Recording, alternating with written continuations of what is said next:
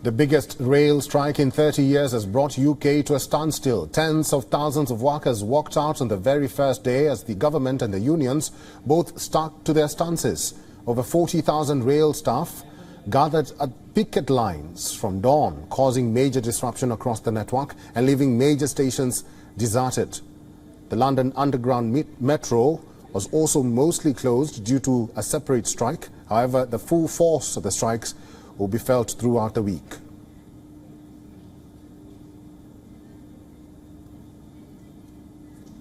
Tomorrow morning it's going to be very heavily affected because the first trains in the morning will not be able to start up because people who would be normally working the night shift won't be signing on for duty. But we hope that by late morning we'll be running a full service and that will continue right through the end of the day. So again, disruption, but obviously far less disruption than today.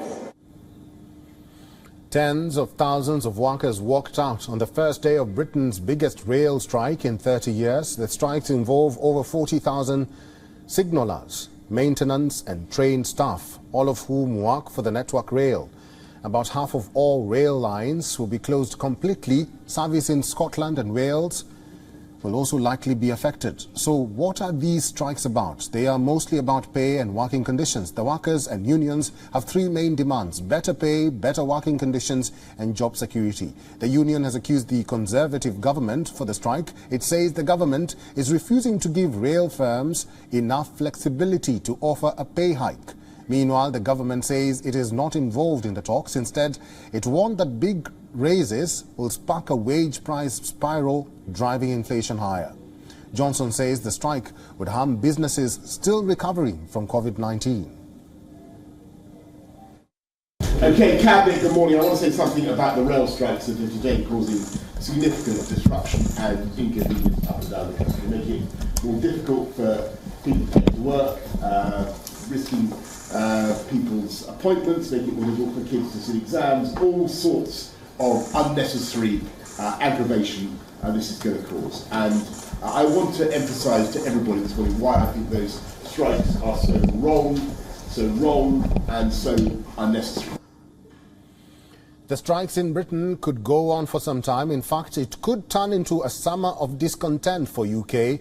Walkouts are expected across industries across the country. Postal workers, teachers and even the NHS medics are all heading for industrial action.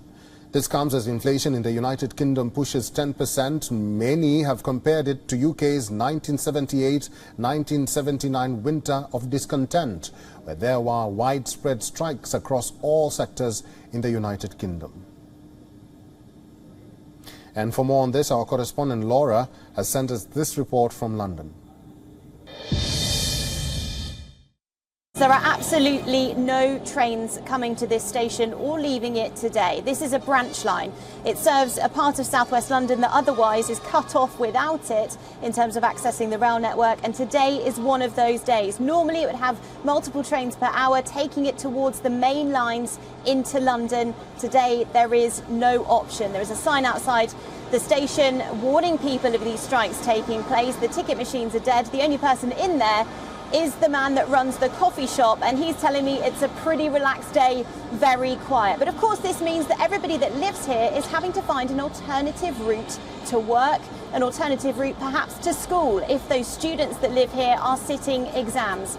At the moment it doesn't seem too busy on the roads, and many people have a lot more flexibility now because they have a tried and tested working from home method that had been used during the COVID-19 pandemic. So a lot of people obviously making adaptations to their daily routines as this strike continues today. Tens of thousands of people have joined a protest outside the Gare du Nord station in Brussels.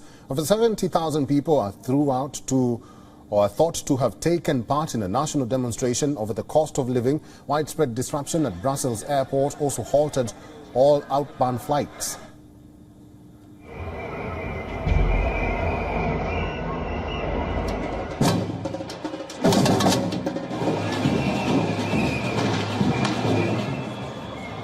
comme annoncé hier soir. As announced last night, all flights departing from Brussels airport today were cancelled.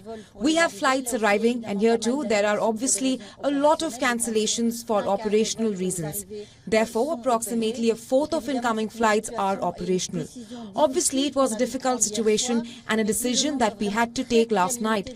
But given the very limited number of security guards present today, it was impossible for us to ensure the safety of both passengers and employees. The Belgian protests are organized by trade unions demanding political leaders to do more to address the cost of living crisis and to reform legislation to allow easier salary negotiations. The Belgian capital came to a near standstill with public transport networks badly affected. Trams and bus services faced route closures and workers' absences. Now the situation could get worse still in the country with planned pilots and cabin crew strikes, which are to start from Thursday. Inflation hitting 9% in Belgium in June. WION is now available in your country. Download the app now and get all the news on the move.